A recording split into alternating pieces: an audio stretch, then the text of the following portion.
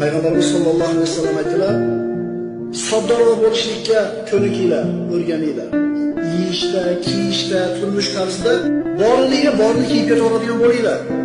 Chunki ne'matlar doim bir xil bo'lmaydi. Qizlarini erkalatgan badavlat akalar qiziq ulg'ayadi shu kengchilikda, shu erkalatishlikda. Balog'atga yetadi, xaridor keladi. Siz bilmaysiz kimga berishingiz. Sizning yuzda ko'rib qalb eshitmaydi, sizning yuzdagi kengchilikni topa olmaydi. Natijada nima bo'ladi? Turmushlar buzilib ketadi. Kuyovlarning sharoit otasinikidek emas ekan.